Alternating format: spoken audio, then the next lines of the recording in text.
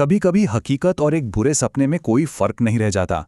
एक बहुत ही पतली सी जो रेखा होती है ना, वो एक पुराना शाप हमेशा के लिए मिटा देता है। चलिए आज उतरते हैं एक ऐसी ही कहानी के अंधेरे में, जहां एक मामूली सी दिखने वाली बीमारी एक रूहानी लानत बन जाती है और प्यार प्यार एक खौफनाक हथियार। उन्होंने तुम्हारी बीवी की शादी एक जिन्न से करा दी है। ये सिर्फ अल्फाज नहीं है, ये एक फैसला है, एक ऐसी हकीकत का ऐलान जो हमारी आपकी साइंस की दुनिया से कोसों दूर है, एक ठंडी न टाली जा सकने वाली सच्चाई। तो सवाल उठता है, ये जो हो रहा है वो जिस्म की बीमारी है या रूह की? ये कहानी है कुबरा की। एक हंसती खेलती जिंदगी, एक प्यार करने वाला शौहर, सब कुछ एकदम परफेक्ट था। और फिर अचानक एक ऐसी वहशी बीमारी ने हमला किया जो सिर्फ उसके जिस्म पर नहीं, उसकी रूह पर भी कब्जा कर रही थी। देखिए, एक तरफ थी साइंस की दुनिया। डॉक्टर ने कहा मिर्गी है, दौरे पड़ते हैं, बेहोश हो जाती है। वजह स्ट्रेस, नींद की कमी, इलाज कुछ दवाइयां और आराम। लेकिन दूसरी तरफ वो हकीकत थी जो उसका शौहर अहमद अपनी आंखों से देख रहा था। वो किसी मेडिकल किताब में नहीं लिखी थी। वो जानता था ये कोई बीमारी नहीं, ये कब्जा है, एक जिन का कब्जा। कुबरा की आंखें जैसे खोखली हो जाती थीं और उसकी जुबान से कुरान की आयतें निकलती थीं, एक ऐसी आवाज में जो उसकी थी ही नहीं। बेटा, तुम पढ़े लिखे आदमी हो, ये जिन्नों की क्या कहानी लेके बैठ गए? डॉक्टर के इन शब्दों ने अहमद और दुनिया के बीच एक दीवार खड़ी कर दी। सोचिए, आपकी आंखों के सामने आपकी दुनिया उजड़ रही है और कोई भी आपकी बात पर यकीन करने को तैयार नहीं है। उस अकेलेपन का खौफ किसी भी जिन्न से ज्यादा डरावना होता है। तो जब सारी दुनिया ने दरवाजे बंद कर लिए, तो अहमद ने एक ऐसे दरवाजे पर दस्तक दी जहां उम्मीद थी। उस उम्मीद का नाम था इमाम माहिर, एक ऐसा इंसान जो रूहानी इलाज का वादा कर रहा था, पर वो इलाज नहीं, वो एक बहुत ही खतरनाक जाल था। माहिर ने ठीक वही कहा जो एक टूटता हुआ इंसान सुनना चाहता है।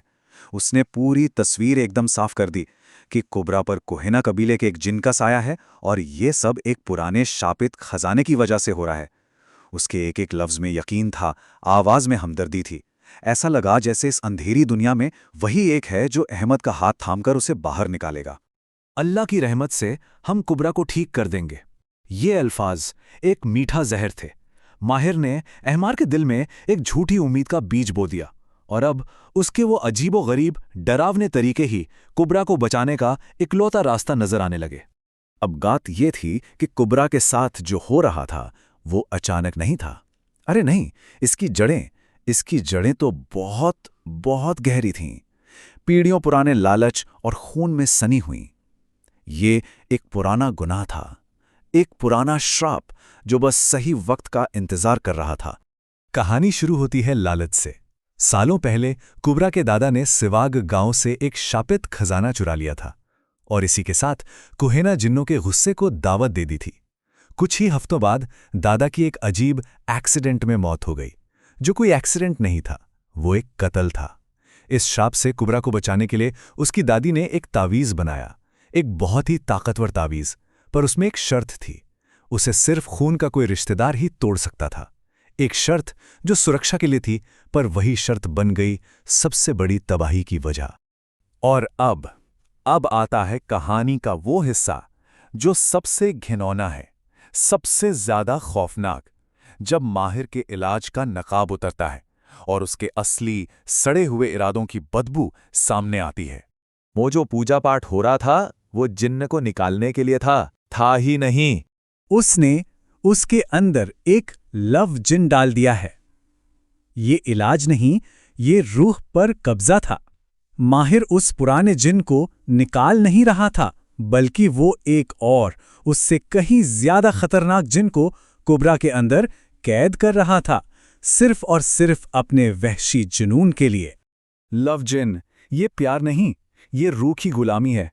सोचिए, किसी की आज़ाद मर्जी को, किसी की आत्मा को हमेशा के लिए जंजीरों में जकड़ लेना, ताकि वो सिर्फ एक इंसान के लिए पागल रहे। माहिर कुबरा को ठीक नहीं करना चाहता था, वो उसे एक चीज की तरह अपनी मिल्कियत बनाना चाहता था, हमेशा के लिए। वो अब तुम्हारी बीवी नहीं है।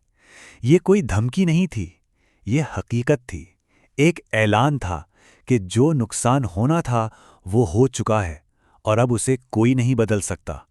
खेल खत्म हो चुका था और अहमद हार चुका था। अब आप सोच रहे होंगे कि चलो शैतान का पर्दाफाश हो गया, अब सब ठीक हो जाएगा।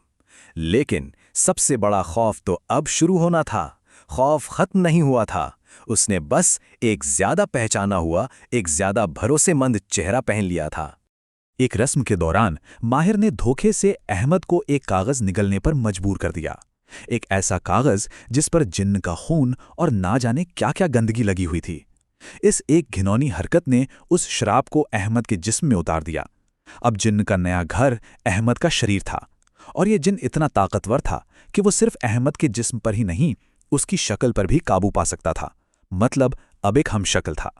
जिन्न हारा नहीं था, उसने बस अपना मेजबान बदल लिया था। असली खौफ अब कुबरा के साथ उसी के घर में, उसी के बिस्तर पर था, और उसे पता भी नहीं था। शैतान कितनी भी कोशिश कर ले, वो इंसान नहीं बन सकता। वो छोटी छोटी आदतें, वो प्यार की निशानियां वो कॉपी नहीं कर सकता। तुम्हें नमक पसंद नहीं है, बस इसी एक छोटी सी मामूली सी गलती ने उस शैतान का पर्दाफाश कर दिया जो उसके पति का चेहरा पहने हुए था। तो आखिरी सवाल बस यही है कि जब शैतान का चेहरा आपके सबसे अपने का चेहरा हो, तो क्या वो खौफनाक सपना कभी खत्म होता है या असल में अब शुरू होता है?